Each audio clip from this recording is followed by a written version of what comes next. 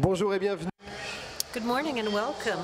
We are currently living in historic times. We have digital giants who are all running very quickly in their corridors with defined and distributed roles. Research for Google, commerce and cloud for some, tools for Apple, and of course this is a caricature, but each time there's been a leader in the field, and artificial intelligence is now redistributing the cards and changing the well-defined corridors. You've probably read the articles about the incredible amounts Mark Zuckerberg has been paying to recruit AI talents. And us in Europe, what are we going to do? What are our assets? And we're going to talk about that during this panel discussion with my guests. And to talk about the challenges of this roundtable, I'm going to hand the floor to Professor Mouhoud, who's a professor of economics at Paris Dauphine, and he between 20 and 24 was the chairman there, and he's currently the president of the PECED University with ENS and the Collège de France included. Thank you. I'm very happy to introduce this session with these remarkable people around me, turning artificial intelligence into a true revolution. What revolution are we talking about? A revolution that we're subjected to, or one that we're building and sharing and controlling? This is the one we would like to explore together. The answer is in the question. What economic dimensions will serve as a red thread, as a guide for us? Without being too exhaustive, the first question is the question of productivity, and I'm sure we'll come back to this in the different presentations. The last figures of the AI index in 2025 from Stanford, and I invite you to read this report, which is remarkable, are very clear. Plus 14% in customer service, plus 26% in developer, plus 40% for less qualified workers. But the effects are not linear or universal, and they vary according to the task, qualifications, and context. They reorganize value chains, cognitive load, and work coordination. We go from a reasoning of technical division of work to cognitive division. So this is a huge upheaval. If we look at the macroeconomic aspects, there's some difficulties because there's nothing that's certain in terms of the effects. The effects are on growth and productivity. Growth is the second impact. AI is a driver for growth, but this growth isn't necessarily automatic. Three economists, to mention them, enlighten us. If the Nobel Peace Prize, Ren ITO, he says the aggregate benefits are very limited on productivity, 0.05%, and he's got a pessimistic view about inequality. If regulation doesn't come into place, then it's going to turn into chaos. The second, Philippe Aguillon, he's here. I think he was amongst us earlier, and Philippe is optimistic. He says it's a real growth driver for ideas if we have open policies, if we prevent monopolies, and if we bring regulation into this. But for him, the effects are 10 times higher than those found by Daron Acemoglu. Then there's Eric Brichowson, who you all know, and he says the gains are already visible, and we see a possible doubling of GDP, and increase in skills is incredible. This is central. There's a French paradox here. If you look at the OECD report on AI and you go from research to skills, in research we're very good, and it would agree, but in skills included in industrial sectors, in manufacturing, in services, etc., we're below the average of OECD countries. And the leader is India, followed by the US, then China. Germany is in a good position, but France, in terms of the skills, we have a lot of effort to make, and that is why we need to look at the central question of attracting talent. So the question I'm asking you, the macroeconomic aspects are not settled. So we need to also look at the recomposition of work, something that has emerged and Anne is very familiar with, that is AI agents. What does that mean? These agents redefine production factors. They can act, plan, interact, and the border between supervision, creation, and the work is shifting. It's no longer a technical division of work, but another type of labor division. And this brings up the question of how we measure productivity in our models and also for our growth. So that's very interesting. Agent AI acts on the web, whereas in the past it was taking information from the web. So there's a major modification of causality between agent AI and the past use of AI, and it's very strong. And then my fourth point, and then I'll conclude, how can AI help us to gain comparative advantage once again? And the question of robotics and AI is fundamental. In 2023, there were 4 million industrial robots. New models like Groot or AFM1 allows humanoid robots to carry out complex tasks with vocal controls, and this can be used in logistics, health, AI services, and it changes the class of added value in the production value chain. It also authorizes remarkable recompositions of the value chain if we have the right policies, and the optimism effect has to be taken into account. I looked at how we can recover comparative advantage through AI based on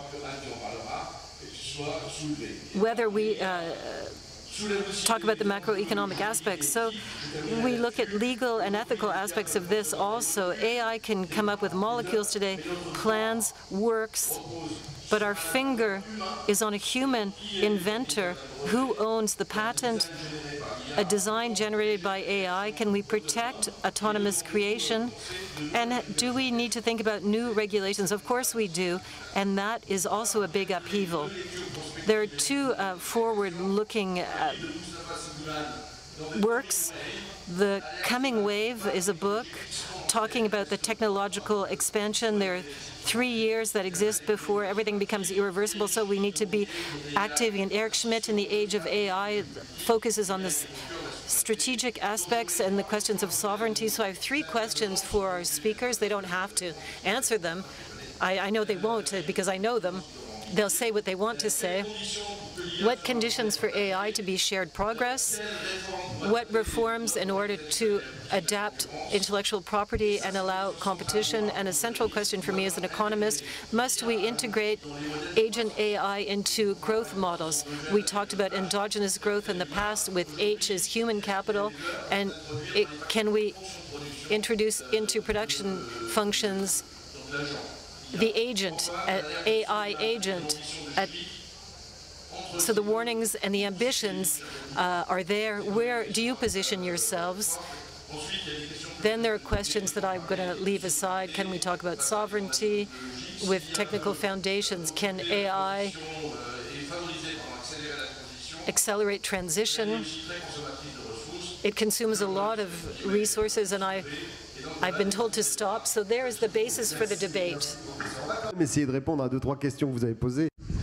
We'll try to answer a couple of questions you asked with your guests. So, to react to what the Professor Boutset and BOUVEROT, is there a geostrategic stake today around this issue of AI or the question for Europe? Thank you. Thank you for the introduction and the question. Yeah, I do believe that there is geopolitical and geostrategic aspect. The US have decided to turn it into a domination tool, global domination tool, and the Chinese decided to resist. And we are somewhat between the two of them. Just to give you a couple of examples, in last February, organized a summit on science and AI in Paris, a summit with more than 100 countries, head of states and governments, beginning of February. On January 20th, of course, the new US president came to power. The next day, the very next day, 21st January, there was this huge Stargate announcement with Mark Zuckerberg, Oracle, and other businesses in the White House, announcement of $500 billion investment in AI infrastructures in the US. Clear message, we're the leaders, global leaders in AI, and we do invest so much more than that, you know, forget about it. It will be us and our solutions will basically rule the world, because there are technological infrastructures for businesses, but also, thinking framework, it comes with all the speeches, discourses, whatever. 28th of January, we see in the newspapers this little Chinese model called DeepSeek. DeepSeek, which for $6 million US developed a model at the best level of the, which matches the best US model. We may challenge the figures, the reality of the 500 billion, and the reality of the 6 million. Yet, the gap is huge, the difference is huge. It shows that there is a race here, that China is challenging the US to develop AI services. So where do we stand here? European, we organize the summit, France, Europe, for the world. So if we adopt another way for AI, well, it says that somehow, somewhere, it's not just 500 billion and existing domination that we can do AI, we can make AI. It says that it is possible with less money and smart people. Again, we do have researchers, talents in France, in Europe, in Canada, but we need to do it. We have to do it. And so what's the future that we want to have? Do we want to use US models, well, while being clients, basically, of such projects, not knowing what they actually imply, well, it's the future of do we want to use cheap Chinese models, but it's another future. I'm not sure that's the one we want.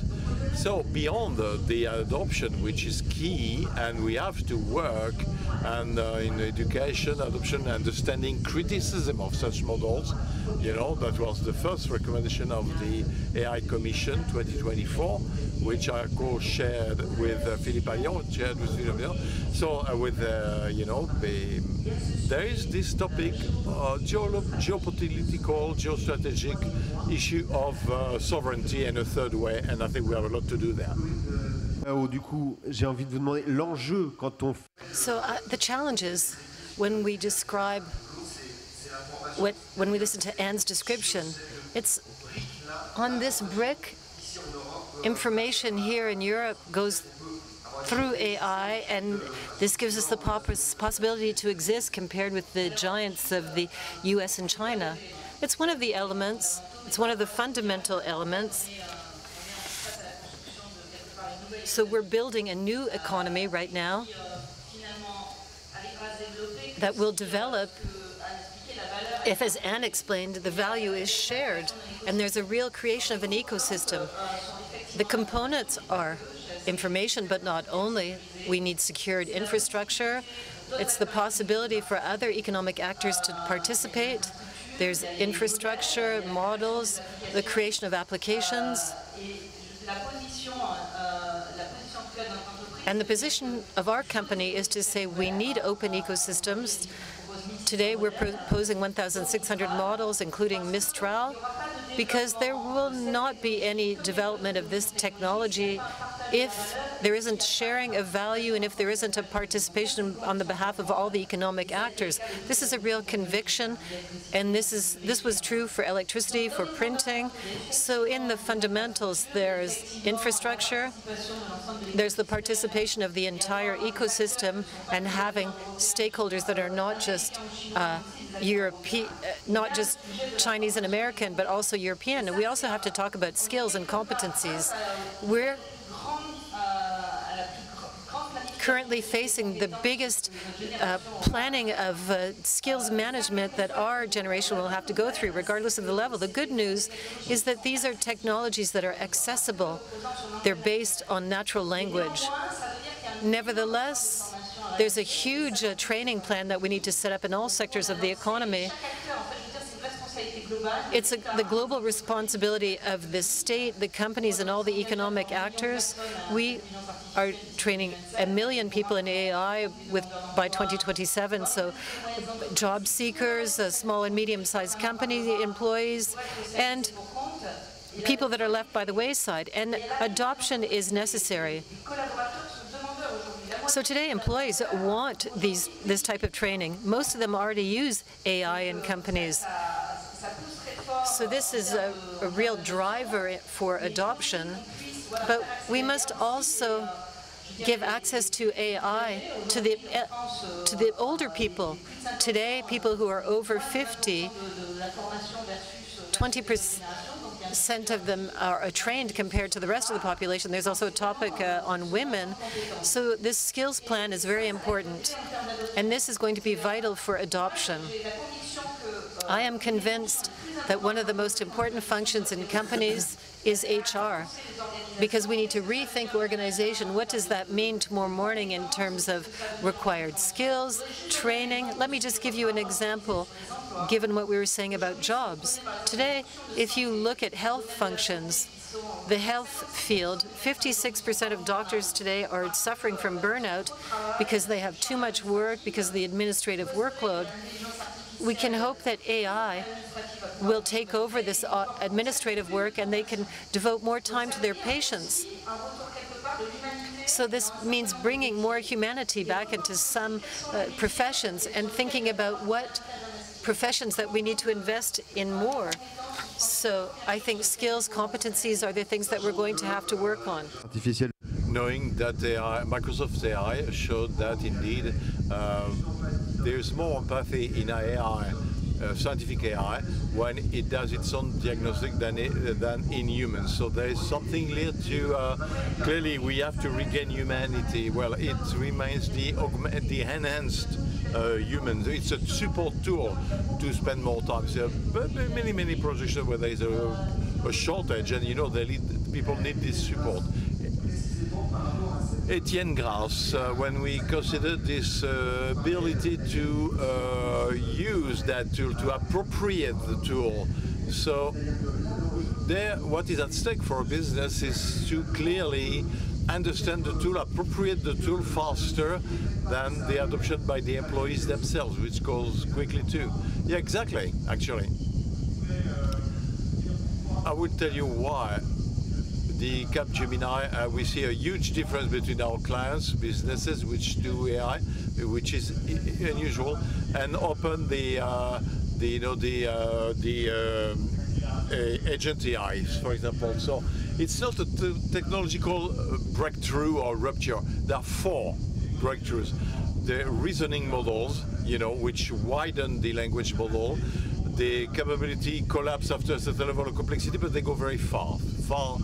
Then there is the orchestration. The AI models talk together, dialogue together. The technological innovation in the 2000s, you know, the AI models that make it possible to define strategies, analyze objectives, and more. The 4th rupture takes place with you, the ability to scale up. You know, to the inference, to scale up to the inference, the hardware capabilities, we will deploy the AI model. So what they call the agent AI is possibilities in autonomous. Well, I see you with.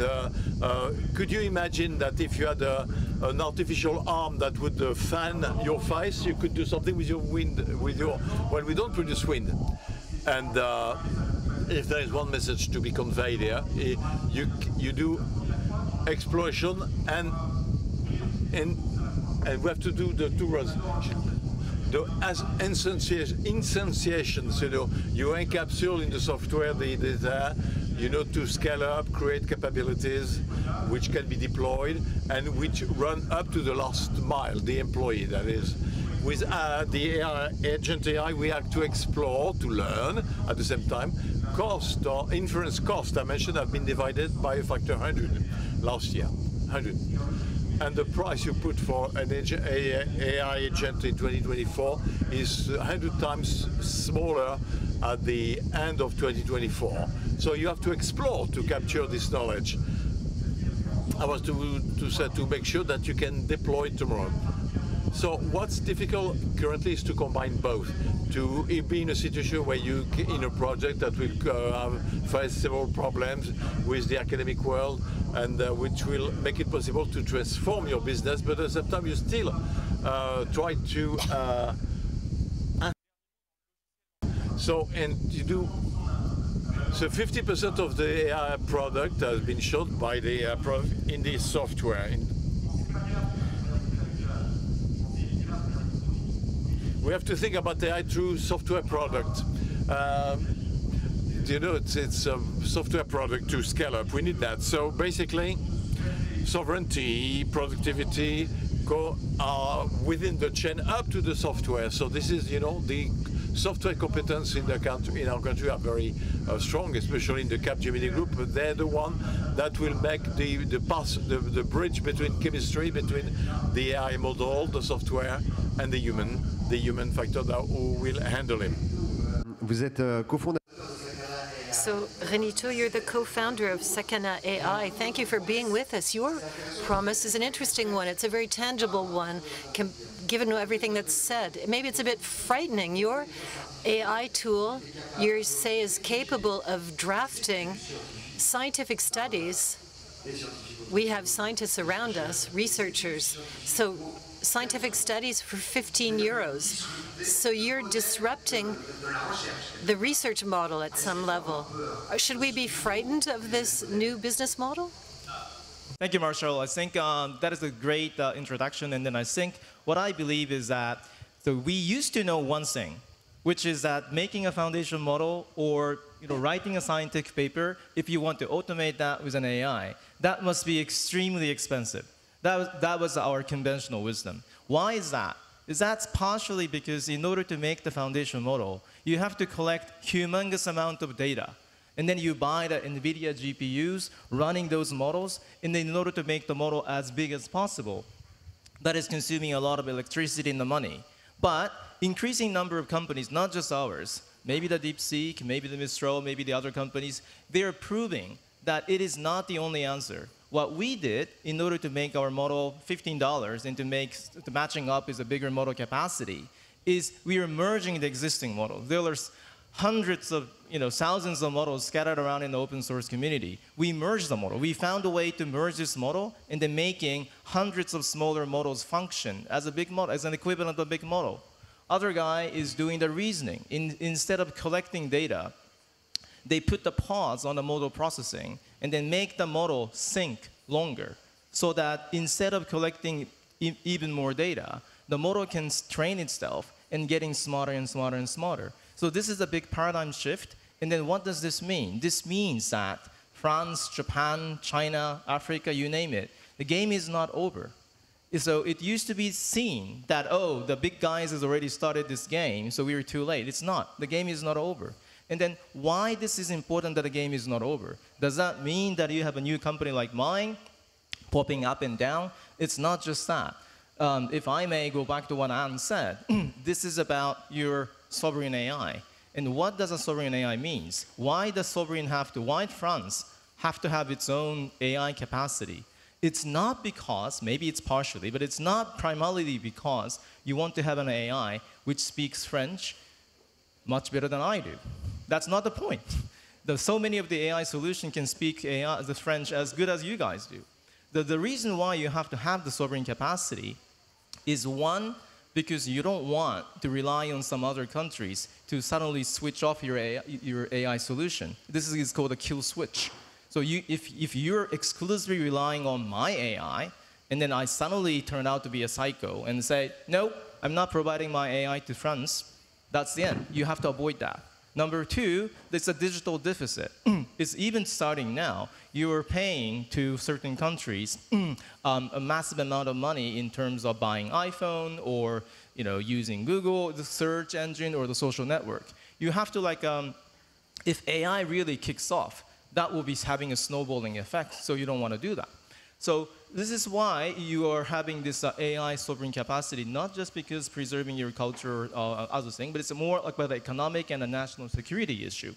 So what I see is, just to wrap up, and I think I'm the only non-French here, so I will be diligently answering your question, Professor.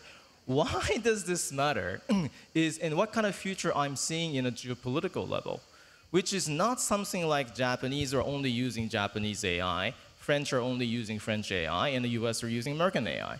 It's more like so many different AIs exist in parallel. So as a Japanese, I can equally use the Japanese AI, American AI, French AI. And the point is, those AI have to be made in a responsible, ethical, and sustainable manner. And then if you have plural of those models scattered around the world, I think that is the best for the security. Merci. On va évidemment développer. Okay, we're going to discuss this, the issues of sovereignty, security, of the appropriation of belonging. So Olivier NOLLENT, the objective, nevertheless, we understand, is to gain in productivity, to achieve better quality of life for the employees and productivity for businesses. Now today, how do you meet such promises? I mean, and what do you do with the time that you gain? Well, good morning. Well, I'd like to come back to this revolution we talked about, and I'll try to answer the question now with an optimistic logic. It's more than a technological revolution, it's an industrial revolution, and even in our discussion as to the value created, several studies talk about billions, hundreds of billions of productivity gains that will be achieved. So it's a major economic gain, it's global, it is disruptive at the global level, and it implies major societal changes. Last year was here, on another stage, and in fact at SAP last year we talked about couple of cases of usages. We talked about, for example, invoice recovering. Today within SAP, it's more than 100 of use cases, more than 300. And the purpose is at the end of the year, we should have 600 deployable use cases in the business. Well, you talked about agents, the AI agentic, the AI. Well, we want to have agents ready to be used by the companies. So the agent AI, sorry. And the calculation we make, the revolution is here, it's now, is with us. The first calculation we make in major companies that the productivity gains amount to hundreds and millions of euros today when you implement these use cases. So clearly there is, it is urgent to implement those productivity gains to achieve them. Let me mention an example. What do we talk about? Are we talking about? Well, the simple things. We got a vision of AI sometimes which is a bit complicated, but within a business we talk about automation of simple tasks. Let me give you an example. A company in semiconductors which has a lot of manual operation within the supply chain today, thanks to AI, thanks to the agent, which we will automate the detection of anomalies within the supply chain and do immediate correction. So it has an impact, of course, on the speed to solve problems, on associated productivity gains, and concerning your other question about employment and employees. The employees, of course, there is a responsibility because it changes completely the way we work. So good news is that, well, these repetitive tasks, boring tasks are of little interest for people, and most companies have a problem of attractiveness to find the employees. So it can help where there is a shortage of unskilled labor. So to have 10 jobs with higher added value. In my domain, for example, one of the major population in software are the developers, software developers. That was mentioned earlier. The software developers today, AI, it changes completely the way they work. In fact, we go from the role of someone who was paid to basically code and write lines of code today, or people who are designers. We don't ask them to write code lines, it's rather boring, but what we ask them to do is to have the ability to design. The developers are still here, we might need less of them, but there will be a different logic. There will be more like a sort of added value task and no low value added task. So I'm going to take this a bit further, Corine, BILBAO. When we look at the issue of aging countries, like the developed countries in Europe or in Japan also, AI can be an answer to this with regard to the age pyramid. Yes, it's true on a macroeconomic level. We ask the question, what is production capacity? If we could say that production capacity becomes unlimited because it was based on human capital and on the availability of raw materials, but now it's becoming unlimited. So this is creating growth opportunities and also sovereignty for companies, including for French companies. So it's urgent that we take ownership of all of this. Yes, it's true that there's an aging population, particularly in developed countries. Data is saying that by 2050, we're going to lose 4 to 5% of our global population every year. There are countries like Italy where we're talking about a demographic winter. They lost 2 million young workers in the last decade. So how do you answer this question? And how can you continue to work in companies and continue to produce with aging demographics? And that is the positive aspect. We need to free up production capacity and sovereignty, and we need to bring production back to Europe within our companies. The second point for progress that you spoke about earlier, and for me is very optimistic.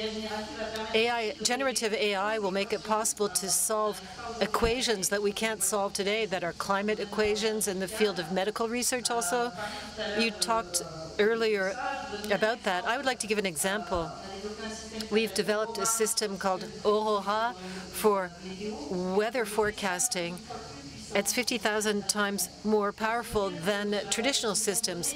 And with all of this data, we can predict climate disasters, and we can warn people and look at these topics differently. So there's a huge potential for research,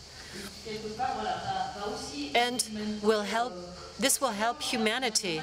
We have to look at this at a micro level and macro, and then micro in companies.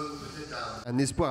Etienne Grasse, maybe we give hope with this, give hope to the seniors in businesses, you know, technological revolution that does not push the senior citizen aside.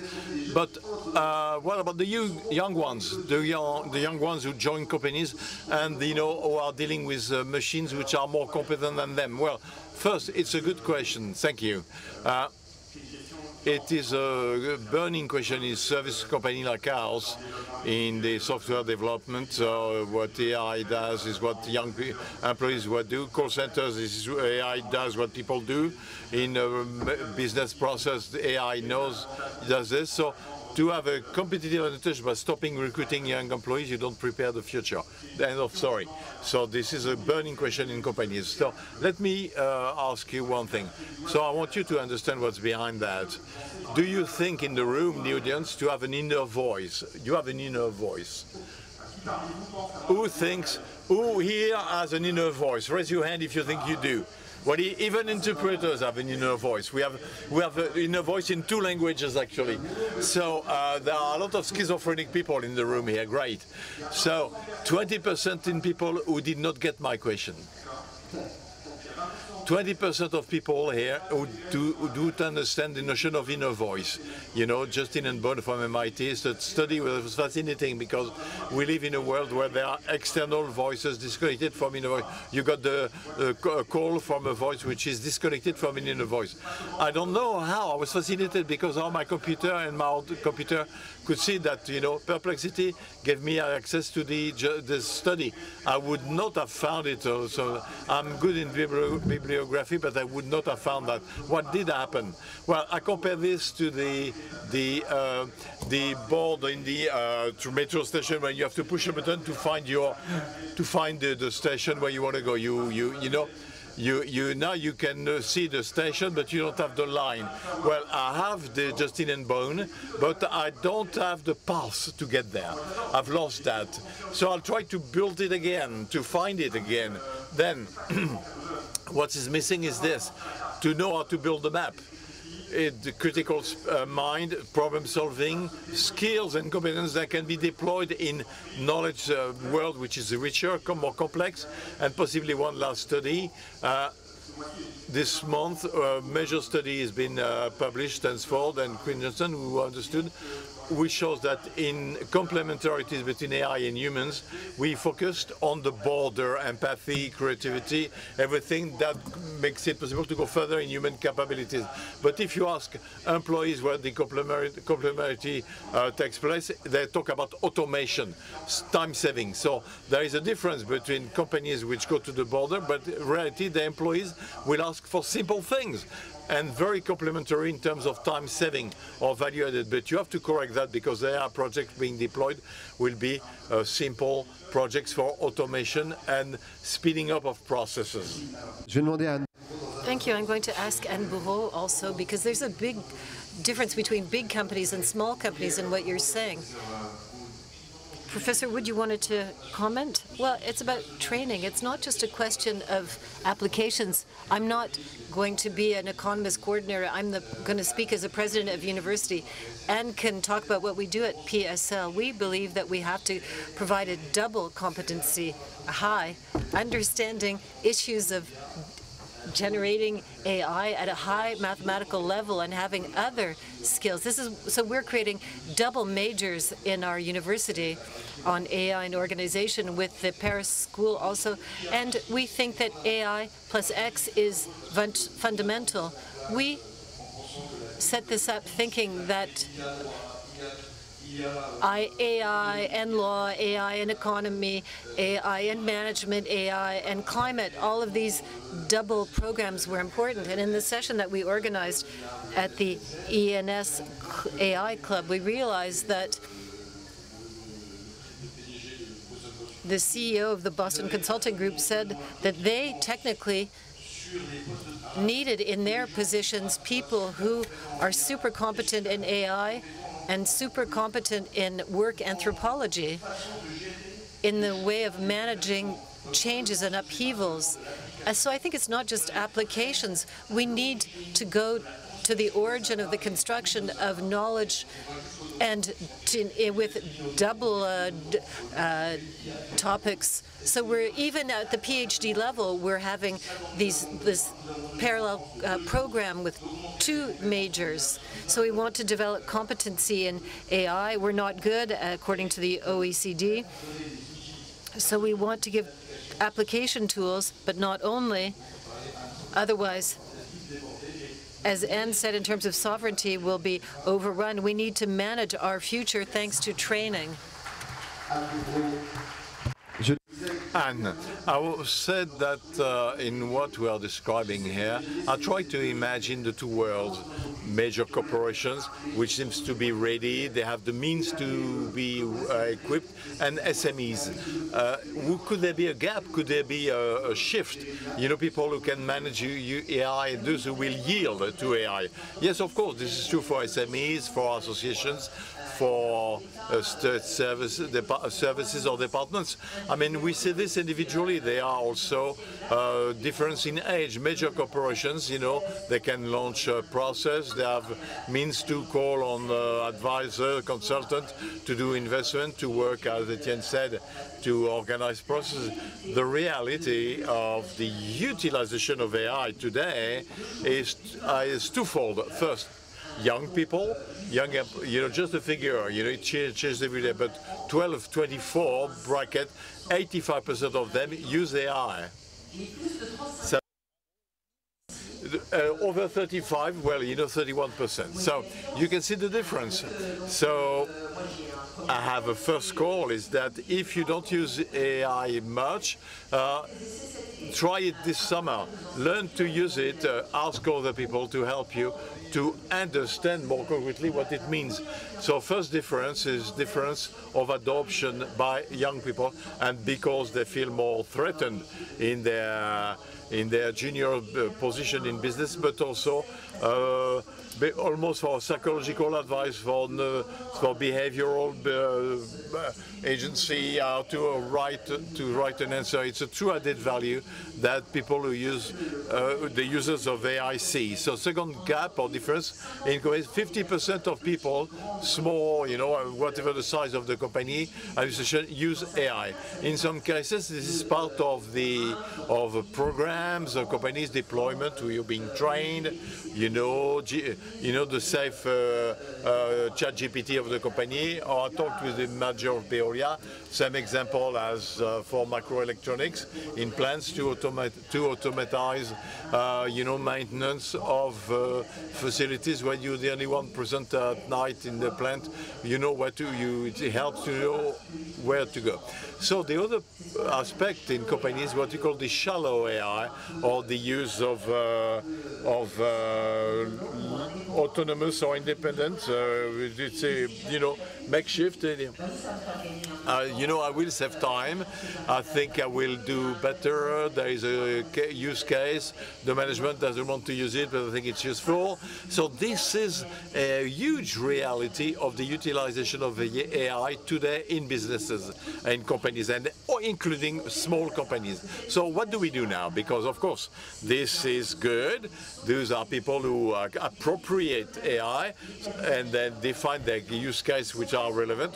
Often, as Etienne said, which are, it makes it possible to automatize the part of my work which has less added value, I'm less at ease, and I save time. So, for example, doctors will personalize messages to their patient, and you don't explain the surgery of the knee the same way you do it to a rugby player or an engineer of 50 years who has to understand the scientific aspect of it.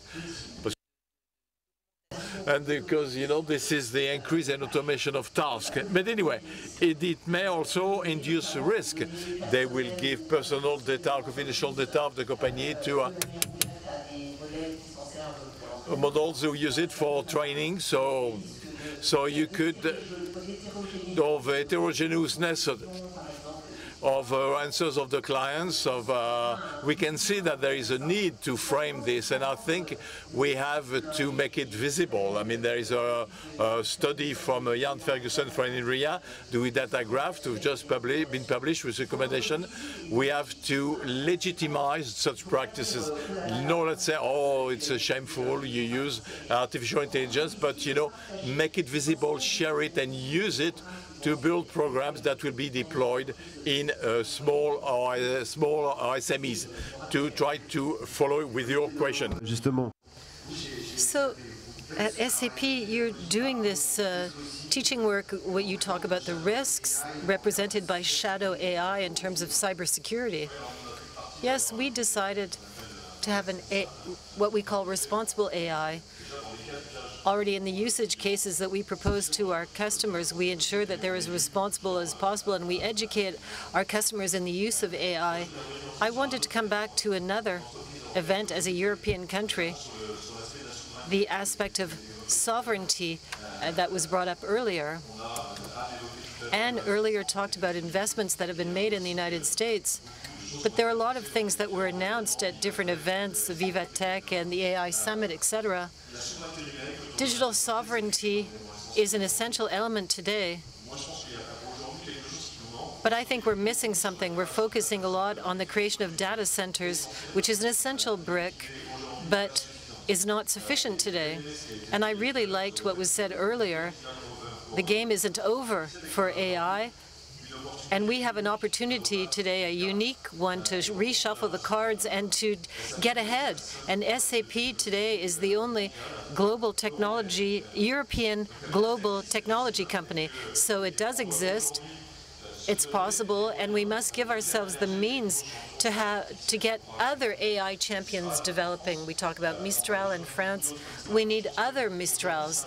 And it's very important to bring back into the heart of the debate this question. We need billions of euros of investment in other elements that are software elements. It was said earlier by Etienne. Artificial intelligence today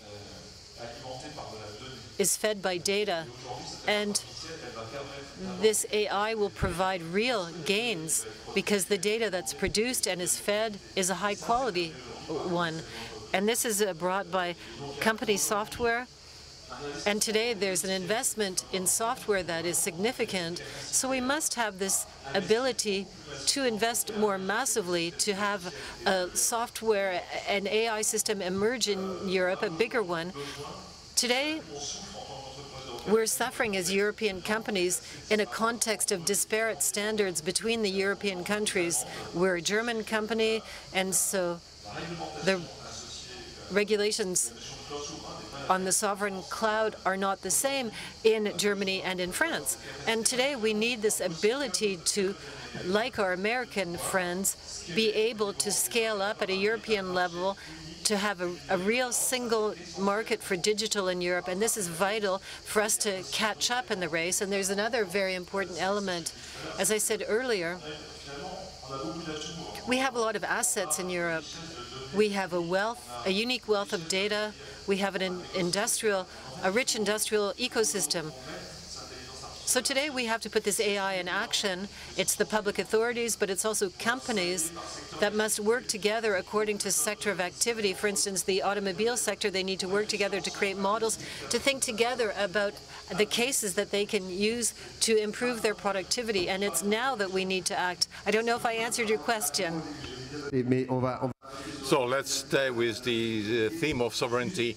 Simply, we don't have much time left. I'd like to ask Ren ITO, and then I give you the floor, then Corine, you'll have the floor. But Ren ITO, with your views from your vision from Japan and player of AI, and to continue on what you were saying earlier on, do you believe in do you think you should open data in a system, or should we have a zone-by-zone protection?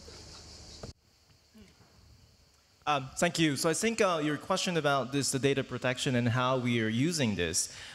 There's the European area has a GDPR, Japanese have a GDPR equivalent, and the data free flow based on responsibility is somehow possible, but also limited as well. So what matters here is not just about freely exchanging a data, but how you're using the data to make the real use case. I think this will be also related to our broader question about how we can make it happen that no one is left behind in this AI society. So we've been, the initial topic here is, is AI replacing human, or is AI augmenting human? Of course, the textbook answer is no. AI is never replacing human, even under the aging society. AI is augmenting human. But making that happen needs a little, we have to run a little bit more extra miles to make that happen. Because just imagine, if AI can automate your job as a journalist by writing an article, yes, AI can come up with hundreds of different questions you may want to ask us, and then AI can write whatever the draft for your newspaper article. But it's eventually the human being who is picking one relevant question from 100 different options, and you're doing your fine-tuning into the draft. This is the human element. This is a human element which survives, even under the AI is becoming so prevalent. But how can you tell the people? How can you, Professor, this is your question as well, but how can you empower the regular human being like ourselves to take advantage of AI and be a best user of AI? I think this is going back to our question about the data, usage of the data. Because preparing the data as it is, or even preparing foundation model as they are not enough. Our eventual goal is to empower human being to be a best master of AI. And in order for the regular human being to fully untap the AI potential, getting the raw data, getting foundation model doesn't make sense. It has to be a use case. It's an application. It's a usable, the agent layer. So I think my answer to your question is that even to answer that question, we have to think about how we can elevate our current level of the AI usage into the use case in an application. Thank you. Corine de BILBAO. Ouais. Sur la souveraineté, alors je vais...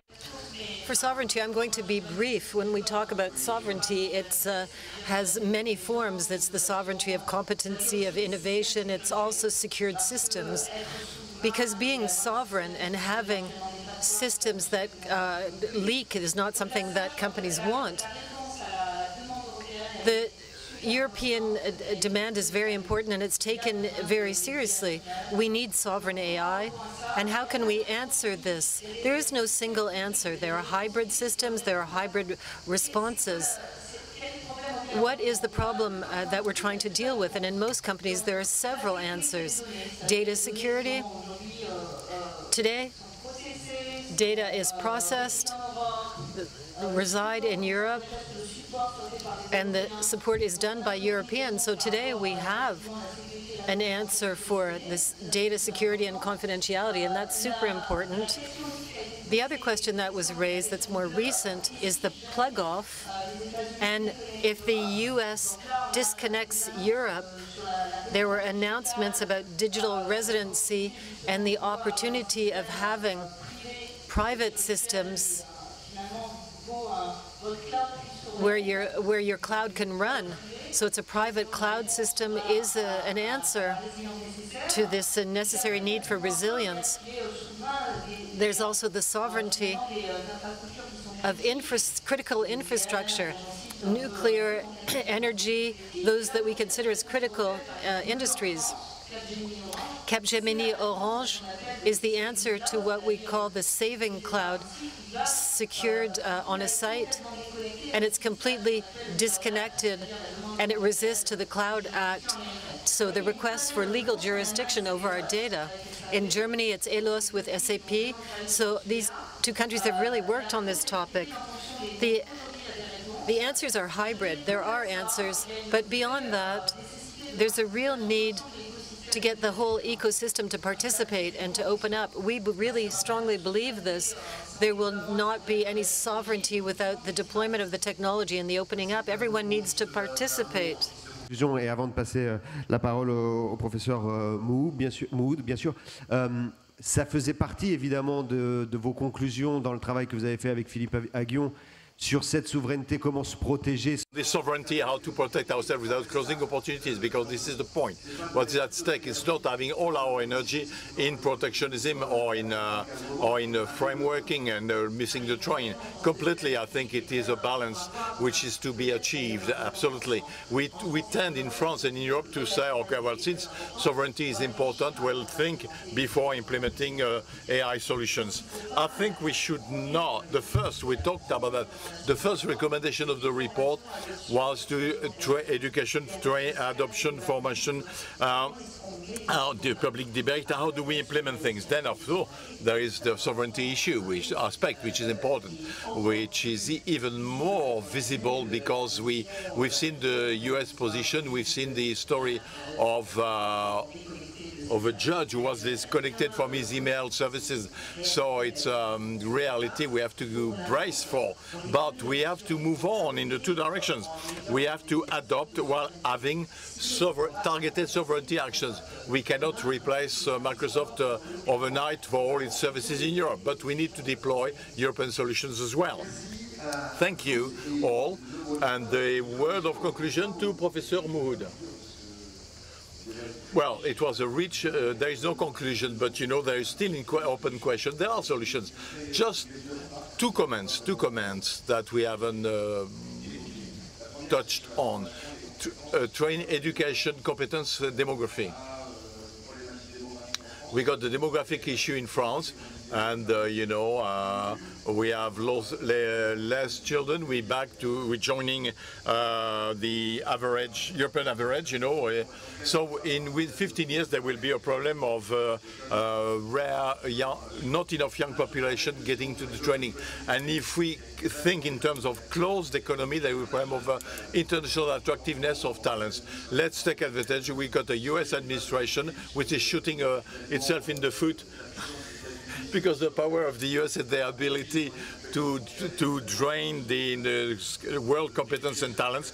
They're lowering these capabilities. The retention rates from the students, international students who find a job, stay in the US, was 70% versus 40% in France. We have to take advantage of that to improve our international attractiveness and don't consider the international students as a sort of an adjustment variable to reduce demography, to solve the problem of demography. And the double competence, you know, this is, we got 50% of women. This it's a true topic because it's not just the age of working and young, but there are So, so it has to be a national must. We must mobilize ourselves so that girls would join in scientific domains, especially in mathematics. Third, and I'll stop now, illusion of sovereignty. Just, I want to warn you against the fact that it's not because we do have French companies, apparently, that we want sovereignty. The OPA, OPAs do, exist. They take over